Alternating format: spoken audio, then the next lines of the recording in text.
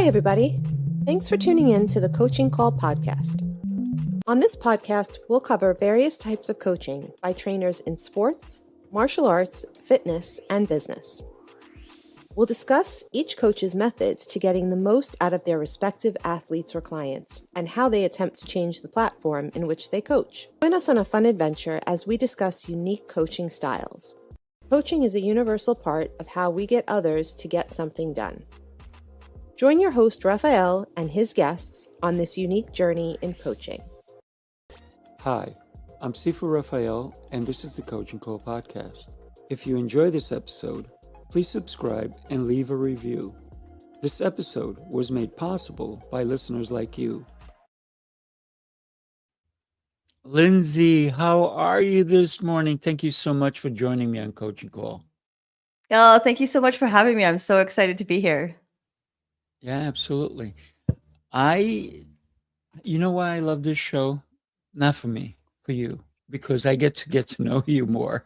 So this is I'm excited for today's conversation. I always believe that our youth shapes our adulthood, if you will, right? We learn so many things when we're young that we carry them with us. Right? Hopefully we drop the bad things and we keep the good things, right? And there's memories that will shape us. And I remember when I used to do that when I was a kid. So my question for you is, where were you born and who influenced you before 10 years old even? Yeah, well, so I'm actually Canadian. I was born in Ontario, Canada.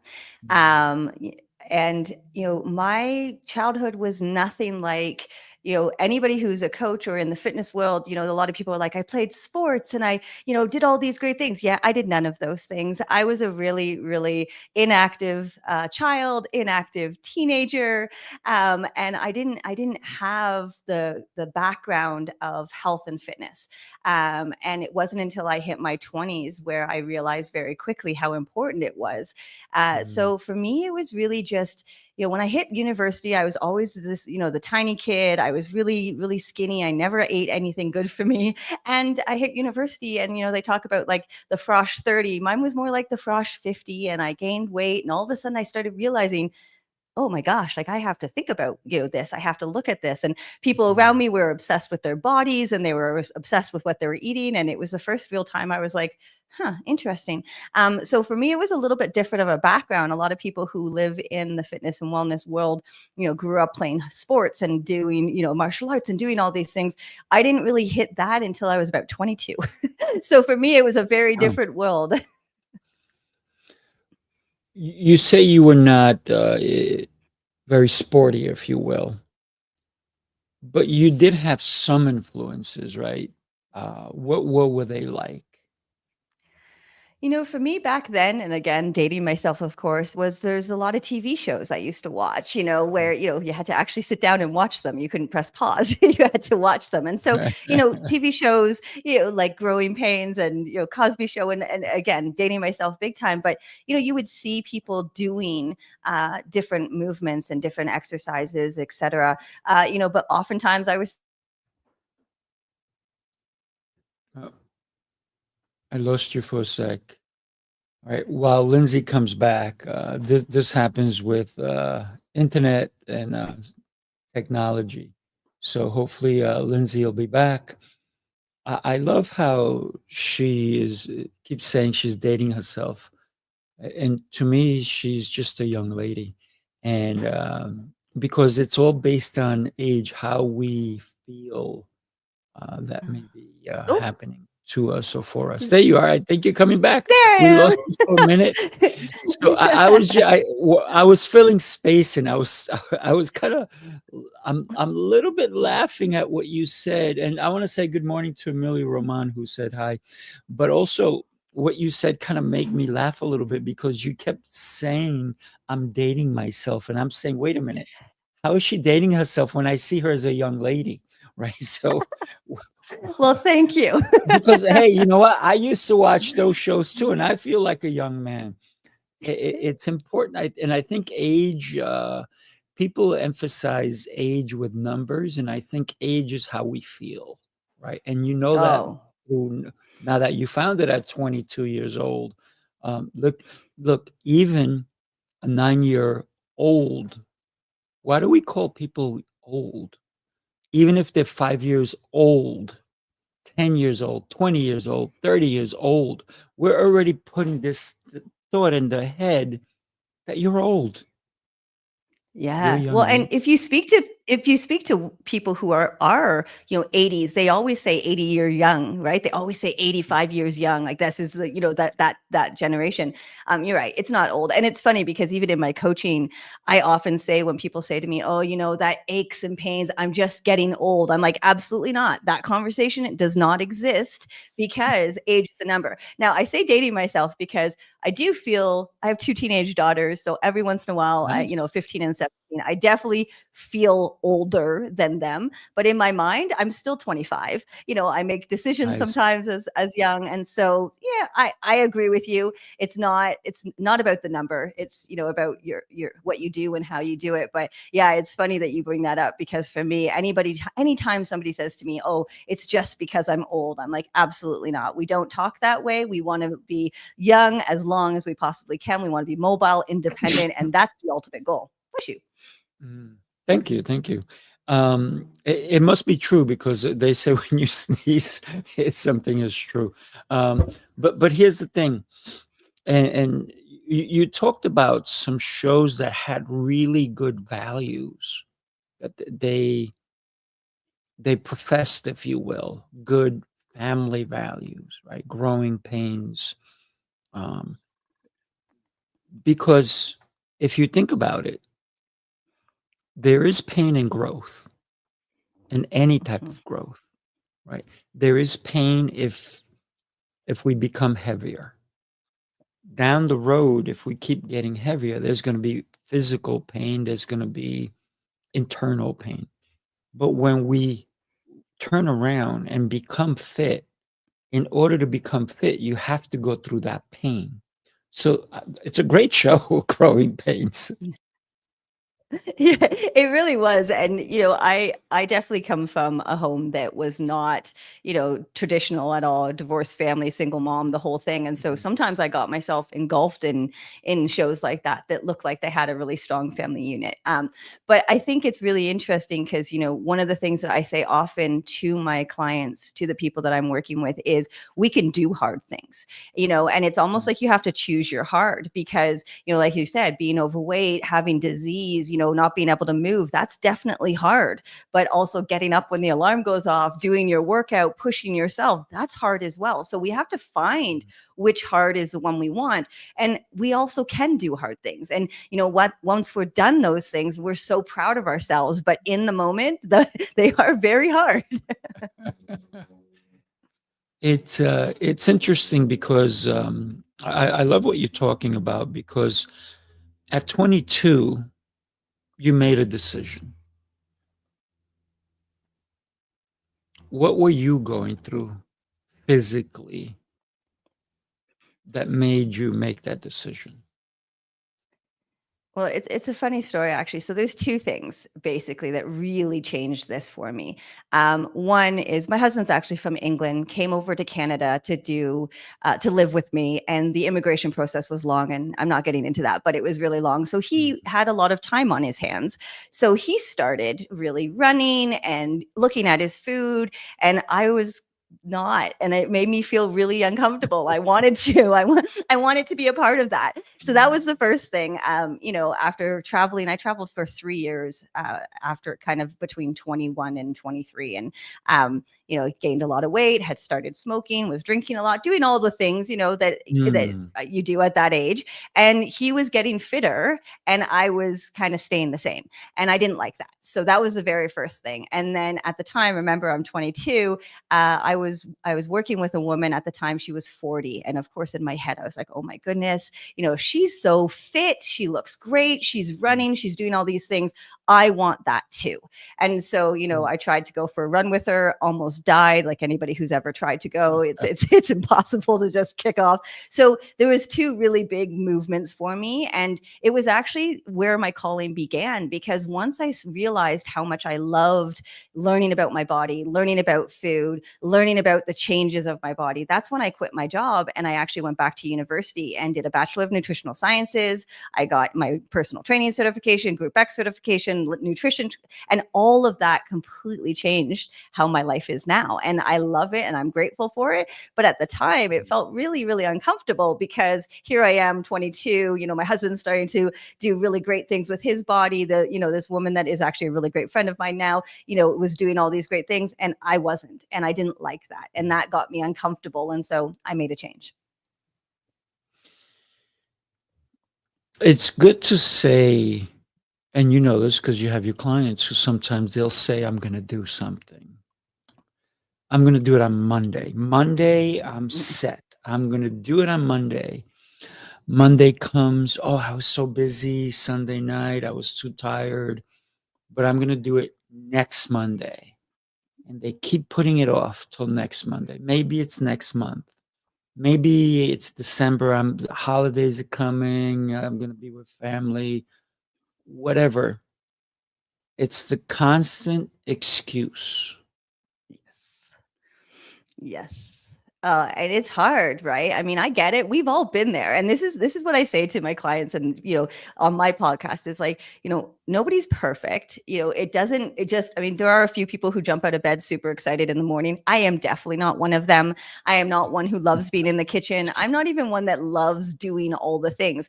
But I choose to do them because in the long term, I want to live independently with mobility for as long as I possibly can in this body, right? So even though there are a lot of reasons why I don't want to get out of bed when my alarm goes off, or I don't want to go to the gym, I really look to the beyond, my future self. What does my future self want me to do, and what can I do for that person when she's looking back at me 20 years from now?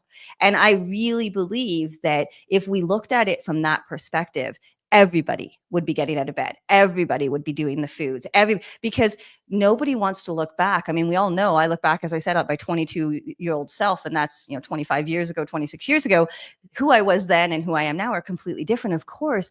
But I wish I could have told my 16-year-old self what my 22-year-old self knew. And and so I don't want to live in that space where when I'm 65 or 85, that I was like, I wish my 48-year-old woman right now was doing these things, where I'm like, no, I'm going to do them for my 65-year-old self, my 85-year-old self. And I think if we change that perspective a little bit, we would have less excuses. And again, it's not because I want to. I'm not jumping up and down and doing it. I'm not that person, the person who loves that, but I do it for my future self. And I think if we change that perspective a little bit, it would really help with some of those excuses, because nobody wants to. I mean, it's not that we're jumping up and down for joy, but we do it for that future self. And I believe that's a really powerful way of getting those excuses away.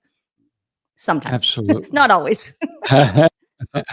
I think you and I are basically on the same page. You can do the hard now and live better later, or you can do the hard later. Live easy now, but the hard is going to be way harder if you wait, right? Because you may be Yes. in a hospital bed, medications, this, that, the other. I'd rather do the hard now and then be. Here's the thing. Every time I work out, I just extended my life. I just extended my life. And if people think like that, I had a conversation with somebody, and you know what they said? They said, I don't want to be that old. I said, because your interpretation of an old person is somebody who Yes. has no mobility. I said, but if you do the work now, you'll be a vibrant old person who is full of life, running Absolutely. around. But if you're looking at an old person who has zero mobility, going to the doctor all the time, is because, for the most part, they didn't do the hard work initially. Absolutely. I love that so much because I think, I have a client who's 72 currently. And when we started, she was 70, at the young age of 70. And, now we work very functionally, right? Being able to move things over her head, being able to get up and down out of a chair. And she has friends who can't do anything like get out of a chair, get down on the toilet, do these main everyday things without support. And her biggest thing is at 72, she wants to be able to do that without any effort, without any support. And, she's not lifting heavy weights, but we're doing the functional work. And for her, she is so grateful for being able to do those things because we are extending her life. And I agree with what you said there is that people have this idea of what old looks like. Okay. And part of that is because we do have a lot of older people who look like that. I did an Ironman race many years ago now, and I ran part of the race with her. So in case you don't know, it's a swim, bike, run, very long, takes up to 17 hours. It's a huge event. I ran the last marathon portion of it with a 79-year-old nun who has been doing Ironmans for 4 years. Mm, And that's she ended up incredible. going off without me because and so 79, she didn't care. She didn't care how old she was. She was just like, I'm doing this. I love this. I'm off. And that's where I look at it. I'm like, that's what I want. I want to be as healthy as I can for as long as I can. And I have zero interest in being sitting in a wheelchair, not being able to move. But that's what we train for, right? Like you say, you're extending your life every single day. And that to me, I've seen it. I've seen the beauty of what that looks like. And that's what I want. And that's what I want for my clients when they come to me, if that's what they, are looking to do. But let's be honest, everything else is a side effect.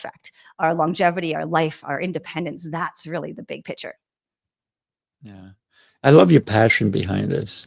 I had a gentleman, 66, and he trained with me, I would say about almost 5 months at that point. And he said, Raphael, this is the first time I've been able to see my toes in over 30 years. So powerful. And he gave me a hug. He goes, it's all because of you. I said, not really. I said, it's because of you, because you made the choice, right? The oldest, I had a couple of them, probably 5 or 6 of them, 102-year-olds that I trained. Love that. Now, here's the question. It was a Tai Chi class, and we did it in the park. The youngest person, I had about 150 people, 150 to 175, training with me twice a week in the mornings. And the youngest person was 68. And the people that stuck around after the class was over was people in their 90s and above, and they were inquisitive. The 102-year-olds would be the first right up to me and go, well, how about this move? And how does that work? And and I'm like, wow, that's not only are they looking to advance, but they're not seeing themselves as old. They're vibrant. They're looking for their tomorrows. They're not calling themselves out. It's like the old saying, I met a man, he was 35. I mean, he's 70 now, but he died when he was 35 because he stopped Right. living, right? So it's very interesting that you decided at 22 to make a change. How difficult, and let's be honest, was that for you? It definitely was difficult. I'm not going to lie because, well, as I said, first of all, my ego got really bruised when, I was trying to run and I couldn't. I figured, why is this so hard? So that was a definite one to get over. And then making changes to your health, making small habit changes, it's challenging. And we know this. And that's, it's one of the things that, we coach our clients about.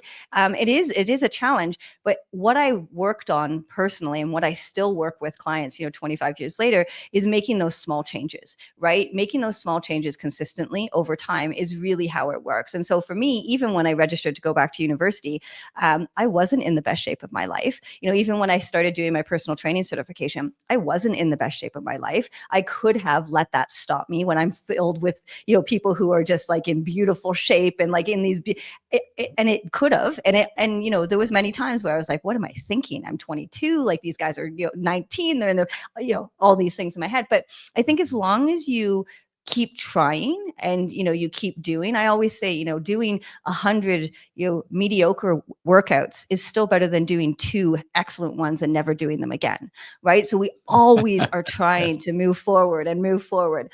And so yeah, it was challenging for sure, but it was every time you have that moment where you're like, holy crap, I did that. That's what kept me going, right? So I started 1 minute, 30 seconds. I mean, it was slow going, and then I would increase, and then my running would get better, and then my food would get better, and slowly and surely it would happen. And I'm not perfect. I never say anything perfection. I always say progression over perfection for all my clients, Oh, even yeah. now. But it was just, I just didn't give up. And part of that was the schooling I was going to, part of that was the certifications I was taking, but most of that was for me personally. I wanted to be different. I wanted to be better version of myself, and so I was ready to put in the hard yards to do that. Mm. I love the motivation. You went for schooling.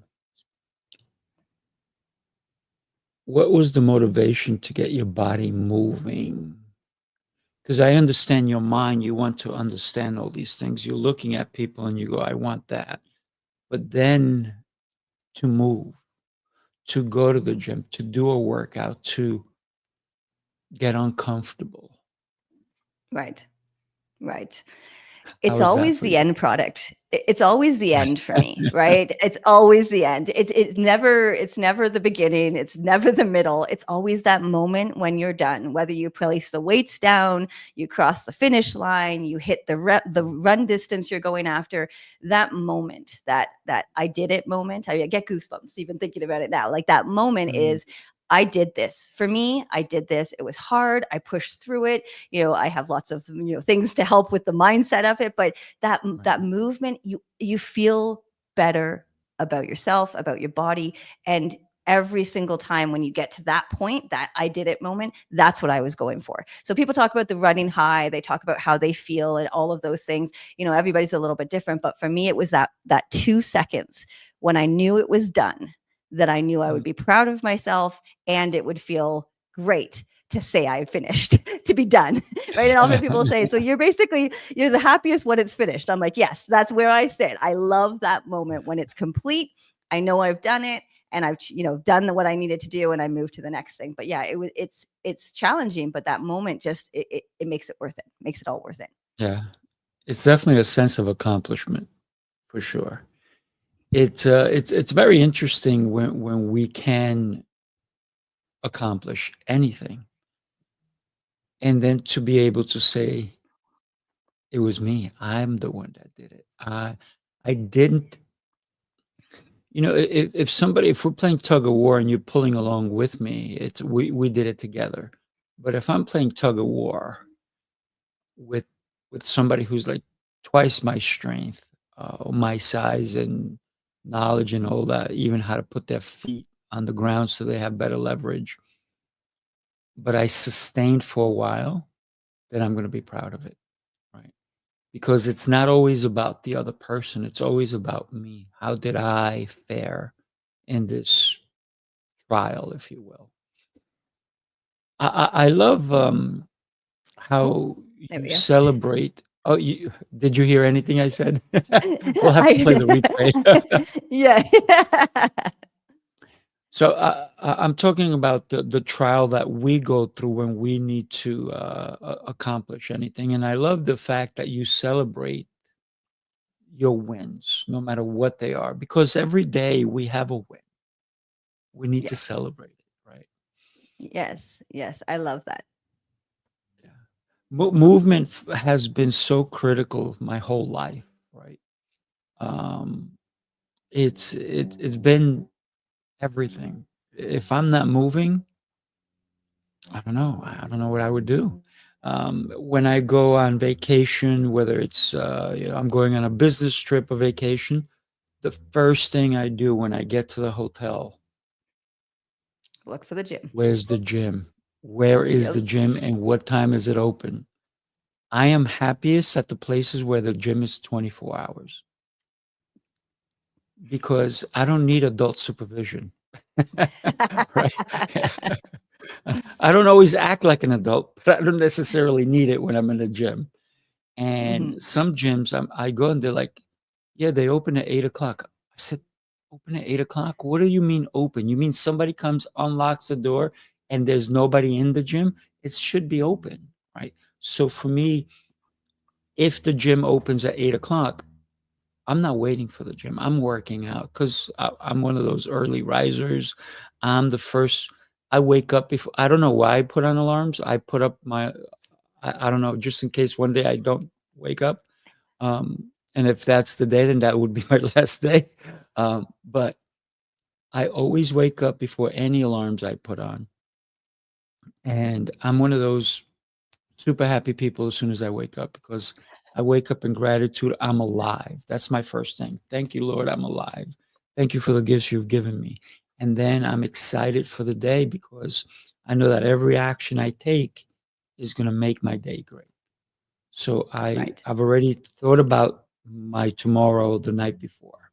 Right. So this morning I already knew what was happening today. I knew that you and I were going to have this conversation. I don't know how awesome it was going to be till now, though. I love that. I love, and I think one of the things that I love, and I wish people would understand this more, is that, you can outsource everything in your life. I mean, let's be honest. You can get somebody to make you money in your business. You can get somebody to, look after your kids. You can do all of those things. The one thing you cannot outsource is your health. And I mean, you said it, I get my clients say it all the time. They're like, thank you so much. Thank you so much. I don't do the hard work. You do the hard work, right? So I help you, I coach you, I'm motivation, sure, I'm accountability for sure, but you do the hard work. And so I always say, like, health is like the biggest flex. Like when you see somebody who is healthy and strong and they're looking after themselves, you're like, they're doing it themselves. Everything else can be outsourced. And so I think we as human beings need to look at that and say, like, everybody who's looking after themselves, looking after their health, they're doing it. They're doing it for them. They're doing it for whatever their reasons are, and they can't outsource that. They can't get anybody else to do it. And so I love that, and I really support with people when I'm just like, yeah, you're doing great. Keep going, because ultimately you're doing the good. You're going to doing the good stuff. Lindsay, let's talk about what we're talking about in a deeper level. Okay. Habits. Yes. Habits. Mm-hmm. And I heard recently that when people reach their age of 40 or 50, they have so many habits that are either defining them in a positive way or in a negative way. All right. Mm-hmm. And I'm one of those people that I look at everything I do. I go, wait a minute. Yesterday I put on my left shoe first. Today's going to be my right because I'm paying attention to my life. I'm being present with me. And I know that's difficult for some people because they're go, go, go, go, go. But if you don't live in the moment, then the habits will define you. So let's Absolutely. talk about Absolutely. habits. Oh, habits are so my jam. I love them so much because we know that we can break, bad habits. We can increase good habits. But as you just said, it all comes from a place of awareness, right? We have to be aware of those things. And what tends to happen is when I'm speaking with clients is that they don't even realize what they're doing, right? Like, I didn't realize I put my left shoe on first. I didn't realize I put my right shoe on first. I've had clients turn around and be like, I meant to be going to the gym and I drove myself to work by accident because I wasn't paying attention.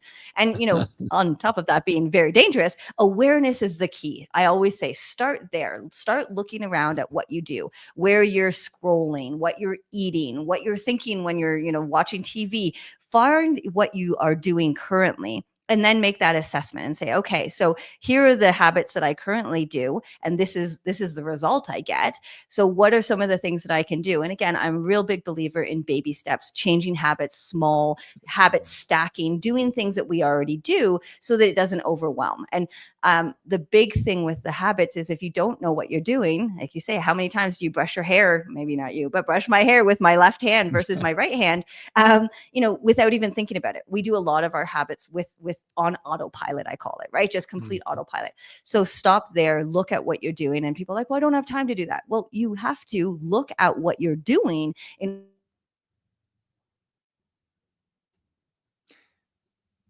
So her internet went out again. I love what Lindsay's talking about, that we do have to look at what you're doing. So the question that I have for everybody here is, if you're lefty, do you use your right? If you're righty, do you use your left? And have you ever intermingled them? Say, you know what, today I'm going to pick up this with my left hand. I normally pick it up with my right hand. So I want to be able to pay attention to the habits that I'm creating. And I know you're back. So, yeah, and I love what you were talking. So I talked about how we can interject and maybe, um, like you said, combing your hair with one hand and say, hey, let's try it with the other hand today. And then just making small, tiny little changes that will impact your everyday, right? It's so minute sometimes. How do you brush your teeth? You know, and what do you do when you sit down to eat? What's the first thing you do? Second thing, third. So it's all these little things. So yeah, thank you for sharing that. Yeah, and I think that we live in a world that has so many things going on all the time, right? We have so much information coming on at us. And I just feel like it's a lot easier, right? Quote unquote, easier to just move along your day and not think anything of it. But if you don't stop and check some of those habits out, or don't stop to see what you're doing when you first sit down, or, while you're sitting in the pantry looking for food, while you're eating food and you don't even realize it, like.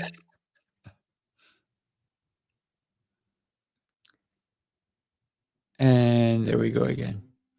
Now, great insights. I want to share with you. I recently saw a These things video. happen. Oh, there, you're back. Not fully. Okay, you're Okay. back. You're back. Go ahead.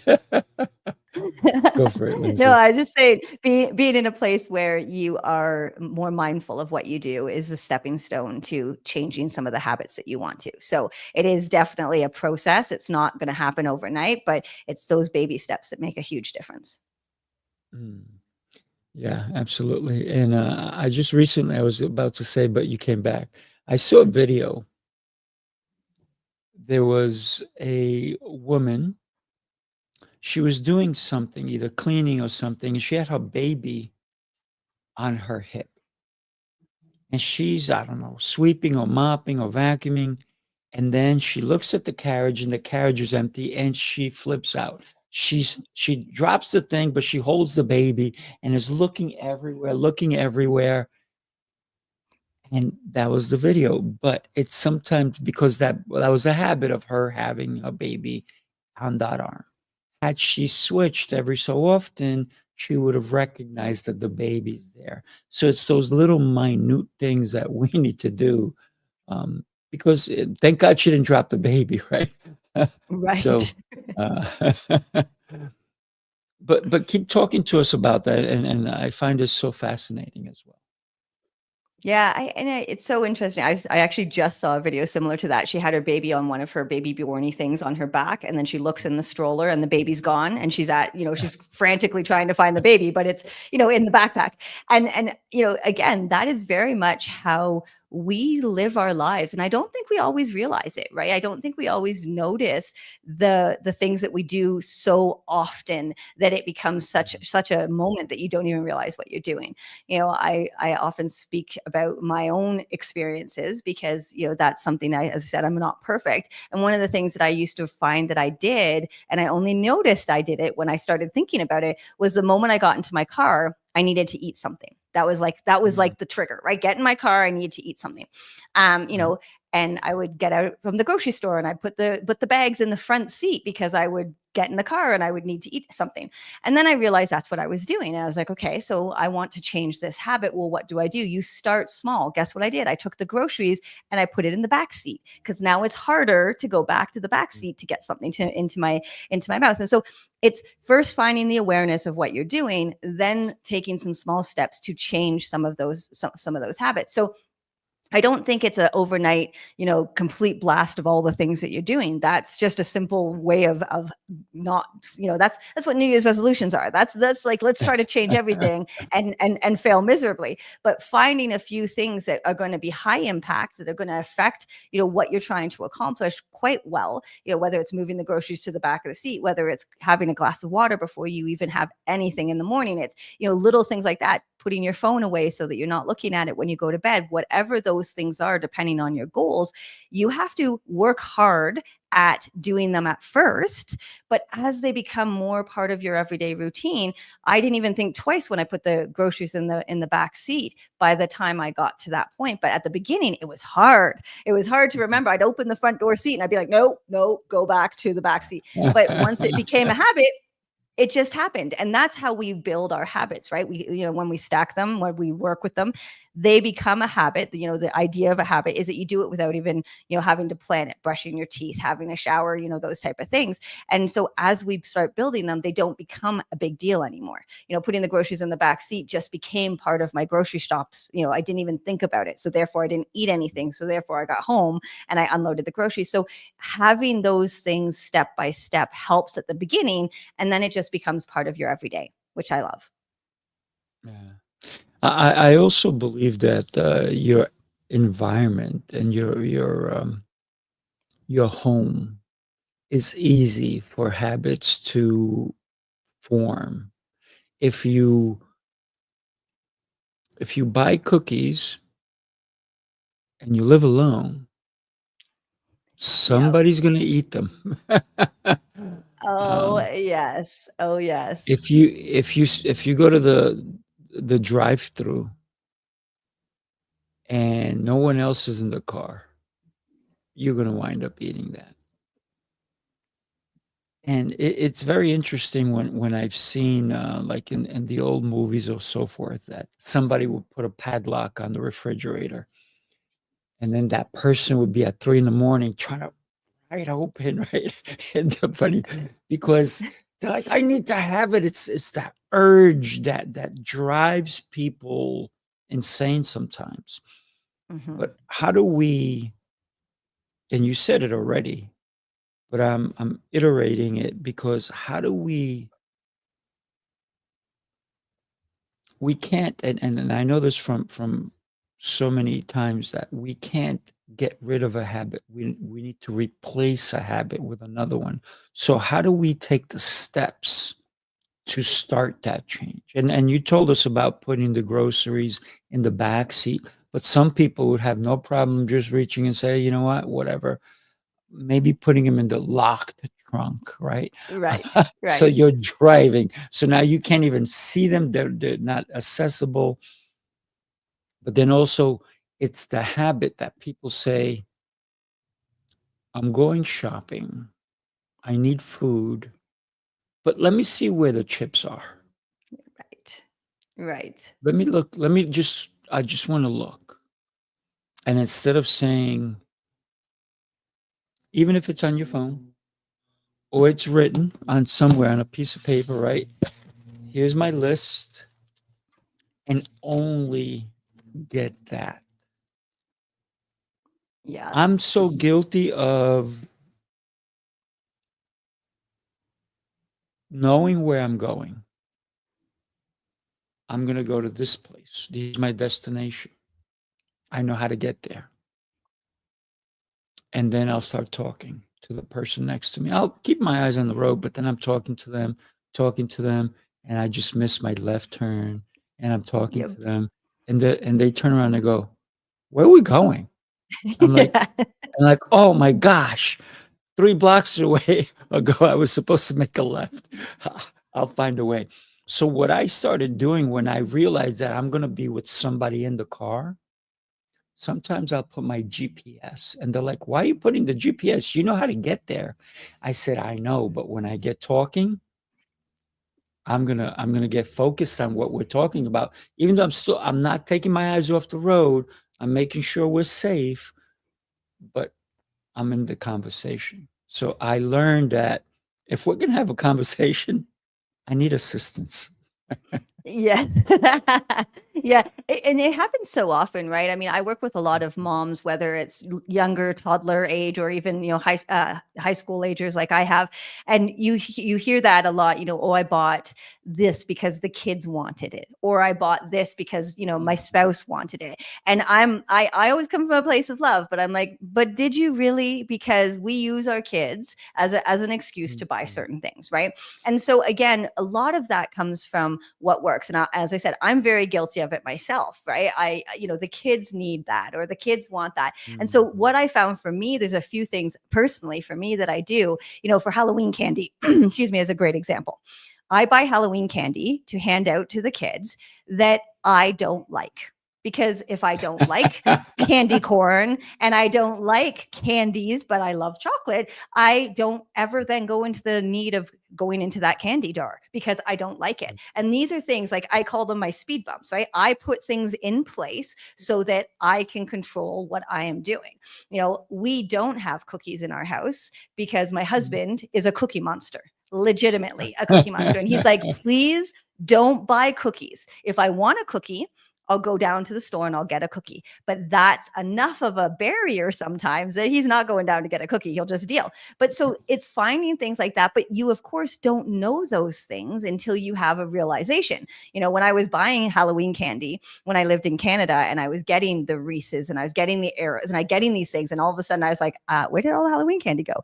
Because I would eat it. And so then it's like, okay, now I see my pattern. Let's go out and buy the Halloween candy I don't like. And I say to people often, you can put it in your freezer because it's now frozen and that takes a little bit longer to eat. And, but as I said, in our house, we really try not to have stuff in the house because willpower will only take you so long, so far, right? You'll be able to say no, you'll be able to say no. And then there might be a time where you're just like, I want that.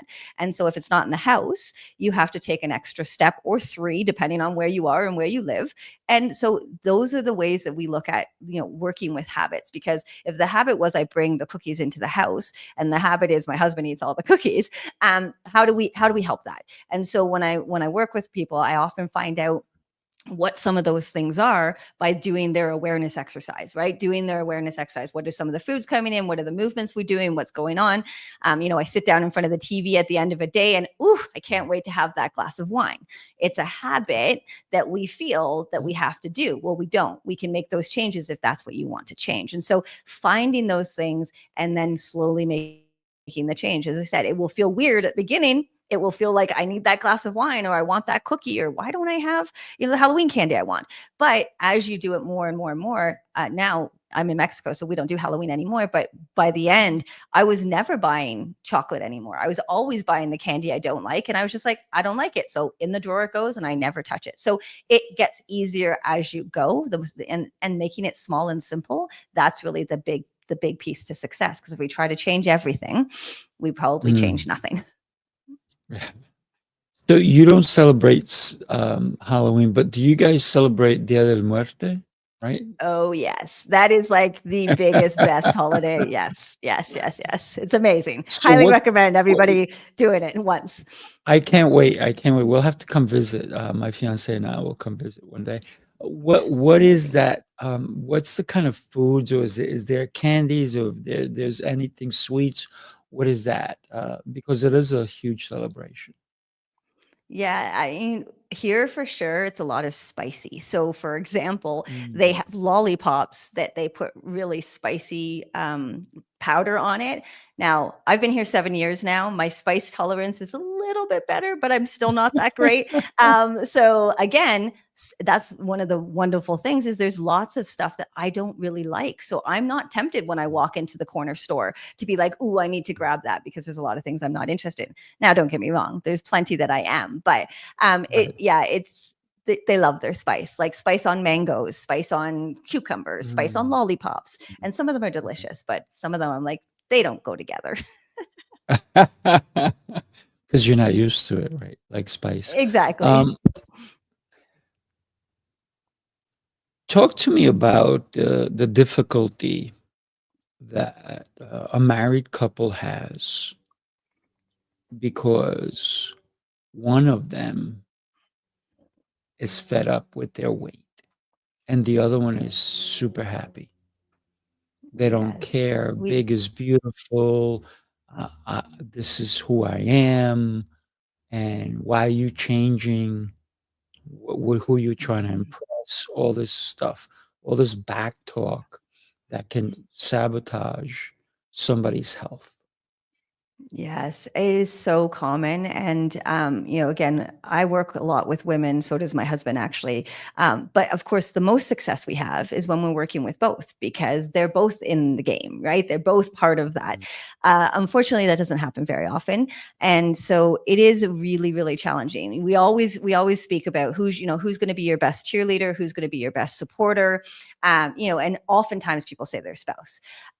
But then the spouse is the one who's buying them chocolates for Valentine's Day. The spouse is bringing pizza home. The spouse is, saying, "Hey, just let's blow off the gym. Why don't we go to dinner instead?" And so there's a lot of things we have to work with when we're working with people who have spouses like that, because as you say, they have many reasons. I mean, there's some clients that I've seen the spouse get really jealous if they're going to the gym. There's spouses that I've seen that are just like, "You don't need to. I love you exactly the way you are. Why would you want to change?"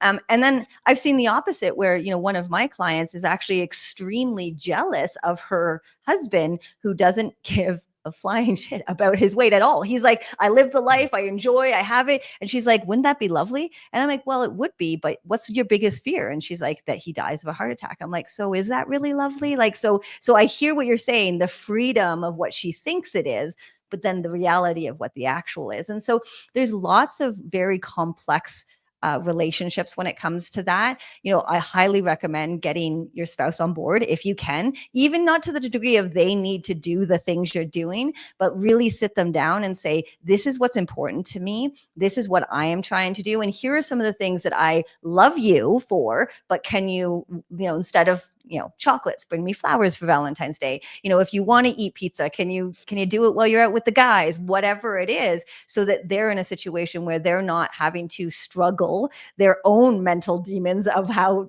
it is, plus the pushback of the husband or pushback of the wife or the spouse. And so it's a challenge for sure. And I really feel like if I could get a hold of both and have conversations with both, it would be a little bit simpler.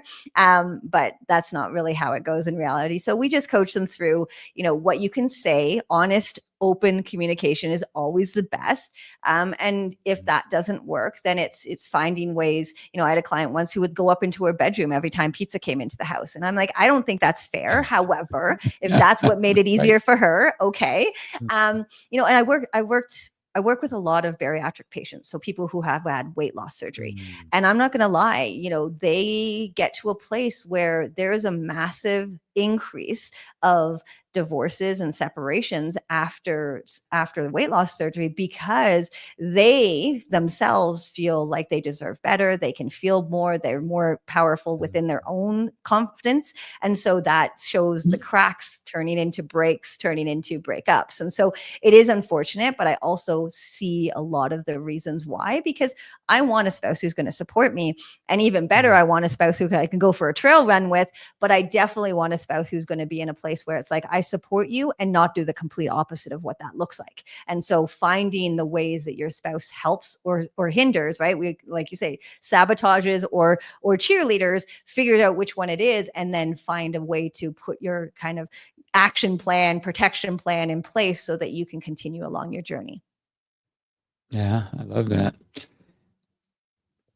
Many, many, many, many, many, many years ago, I dated somebody who was at the gym all the time.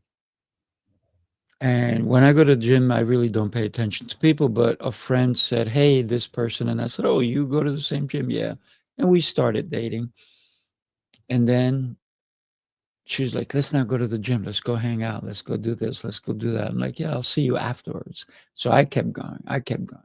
She stopped coming to the gym because she felt like she had me now. So a lot of people, they get the prize and they stop doing the work that got them the prize, right? Mm-hmm. And so eventually, obviously, I kept going to the gym. I kept working out, and I work out 7 days a week anyway, because not only I love it, but it's also how I help people. And when I think about what would have happened to me had I listened to her, where would I be physically? Would I be on medication today? Right? This is way over 30 years ago. Would I be on medication? What would my shape look like? Would I be able to go upstairs? I don't know what she looks like now, but if she continued on that path, would she be on medication now? I don't know. But I believe that the most important person we have to impress is the person that we Is look into ourselves. in the mirror. Yeah, yeah. Mm-hmm. Um, Mm-hmm. one of the things, and I said this yesterday to somebody, that I always tell my clients never to buy anything a size up ever, Right. because Right. then you're setting your goals for something that you don't want, right? And I also don't tell them to buy something smaller than what they currently fit in. I said, go down a size before you buy that size, because then all of a sudden you're putting this undue pressure on yourself. And then there's gonna be this hate, this loathing of yourself that's saying, oh, I can't do it. I'm no good. And da, da, da, da. And what winds up happening is that then they go up instead of down the way they wanted to. So I always say, never buy clothes smaller or bigger. Go down in size, make your clothes fit loose, and then burn them. So Right. you never go Right. back to them and burn them. Give them away. Let somebody else fit in them, but they should no longer be yours, so that you don't say, I have a fallback plan. I'm going to Right. be 20, 30 pounds bigger, whatever it is, right?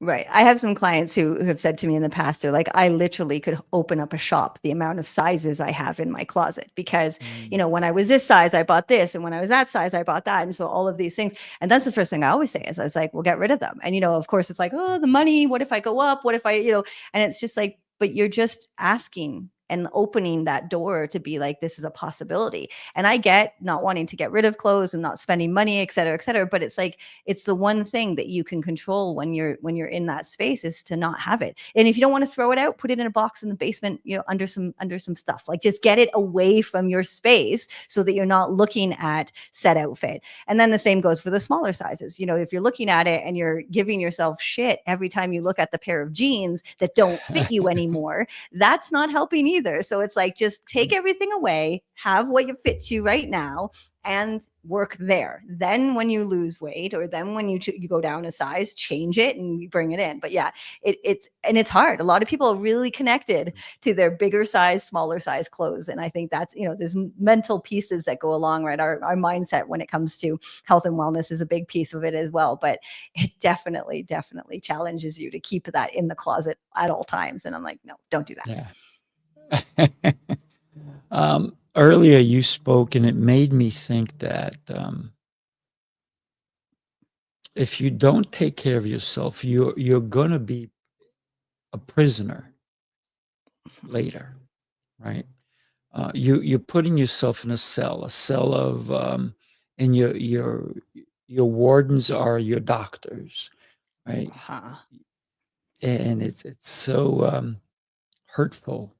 But we have to say those things. We have to tell somebody, listen, I love you, right? When we're talking to our spouse, but I want to be here in 20 years, and I don't want to be at a hospital. I don't want to take medications. I've had people get off medications, I'm sure you have too, because they changed their lifestyle. And the biggest thing I tell people is make your food your medicine, Don't Hmm. make your medicine, right? Unless, Yes. listen, if you have certain heart problems, yeah, you may have to take medication, but everything else, high blood pressure, all these things can be taken away. You don't need that medication if you handle your body, your Yes. physicality, right?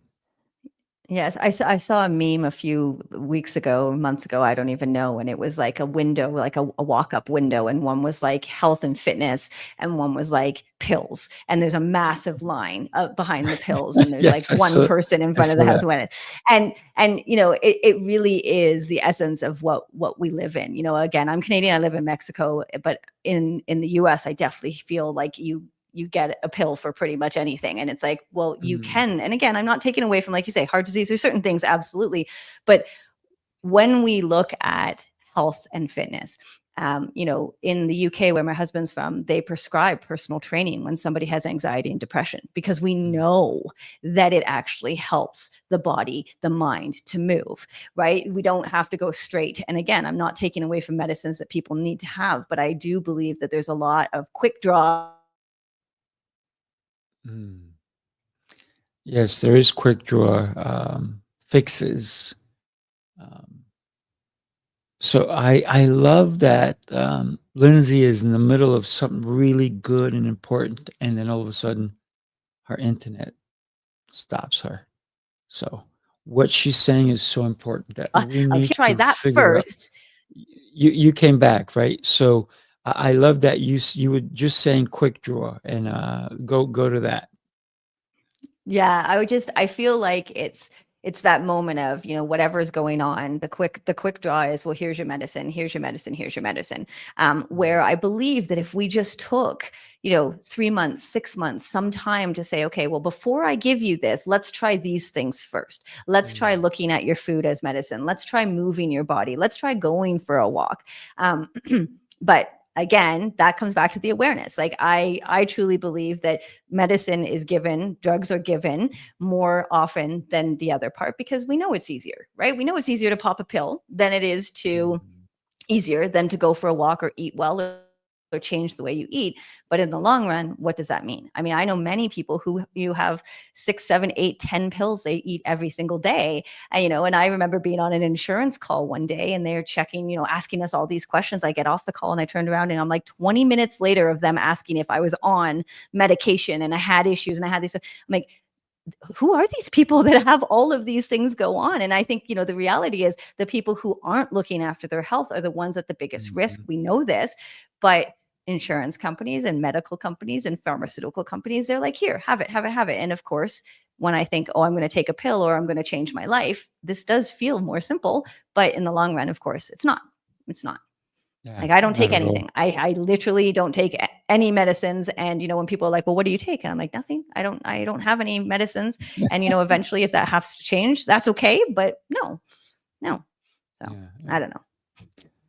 I've had doctors. I go for a checkup, and they're like, "What are you on?" I'm like, "Nothing. Mhm. You're not And on it's anything." unusual, right? I know, yeah. Hey, Stephanie, thank you for being here with us.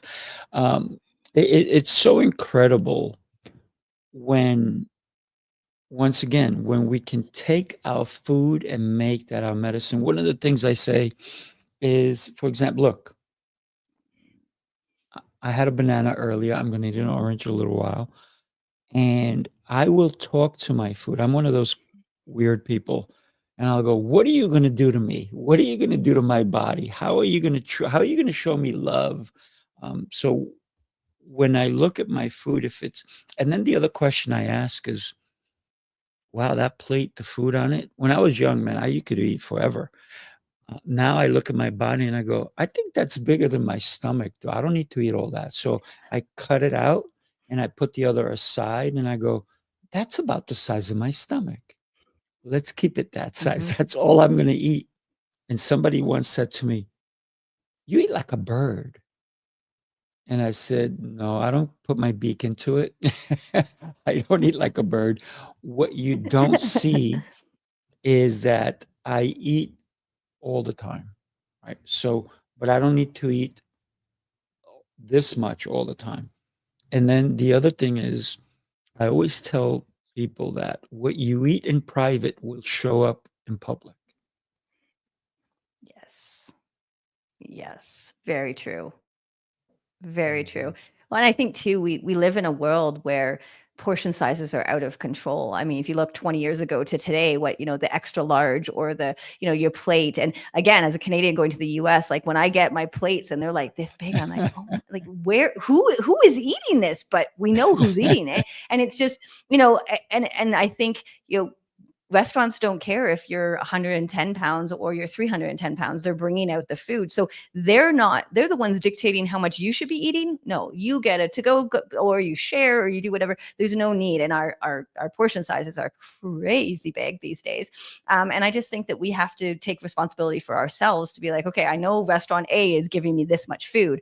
I don't need that much food. So I'm going to share it with somebody, or I'm going to take half of it home, or I'm going to leave it. I know some people don't like that. I am a leaver. I'm not going to lie, because I don't like leftovers, but I also don't want to eat to the point where I'm literally feel like I'm going to vomit because I'm so full. And when somebody places that on my plate, I'm like, that's too much for me. I won't eat that. And so I think it's again, back to our responsibility, back to our awareness, figuring out what it is. The restaurant doesn't get to decide how much I should be eating. I get to decide that. And that's when I make a call. I love that. I love that. Well, one of the things I always say, if I can eat a dinner and then work out immediately, I can do abs, I can do crunches, I can do push-ups, jumping jacks, and people are like, don't you remember the old saying that you have to wait an hour before you go swimming or you do anything? I said, yeah. I said, because you ate too much. I think that's what happens to people. They eat too much. So, Lindsay, are you frozen? I think you may be. I'm enjoying this conversation with Lindsay, and hopefully she will be back in a second or two, and then we're going to say goodbye. And what a great conversation about our health, how we have to take care of us. You're back. You're back. I'm Thank back. you. So, what a great conversation. I was just saying, and it is time that the show's coming to an end. But I'd love to give you 30, 45 seconds to tell us about your website, which is running across the bottom of the screen, and what people can expect when they reach out to you. Go for it. Yeah, absolutely. Thank you. Thank you so much for having me. It's been so fun. I cannot believe it's already been an hour. We've just been having these great conversations. So again, you can connect with me on hacktofit.com, also on social media, LinkedIn, Facebook, Instagram. I'm Lindsay Hack Coaching. My business is Hack to Fit Coaching, and we do basically one-on-one group coaching, working with people from where they're at and not trying to change all the things, which is basically what you heard me talk about this entire hour. That's kind of what my expertise are. So I would love to hear from you. I'd love to reach out, ask any questions. I always say there's no dumb questions, and I'm always here to answer. So I'd love that. I love that. So I love what you just said. There are no dumb questions, but I have people who constantly say, I have a dumb question. I say, well, I have Always. no Or answers. I have no yeah, or answers I to dumb hate to questions. bother you. Ask me a smart one, right? Ask me a smart question. They're like, well, I said, because if you're going to ask it, you want to know. You don't want me to give you a dumb Mhm. answer, do you? Mhm. So, Yep. Yep. Lindsay, incredible. I think yeah, you need to come on more of my shows and let's keep this conversation going. Thank you so much for being here with us today and sharing all your knowledge and expertise. And people, reach out to Lindsay. Lindsay, hang on for a second. We can say goodbye to everybody. Everybody, have yourself an exceptional day. If you joined us, either if you do a replay, share this episode with someone who needs to make a change so they can live longer and have a healthy life. Thank you, everybody. Have a great one. Thank you.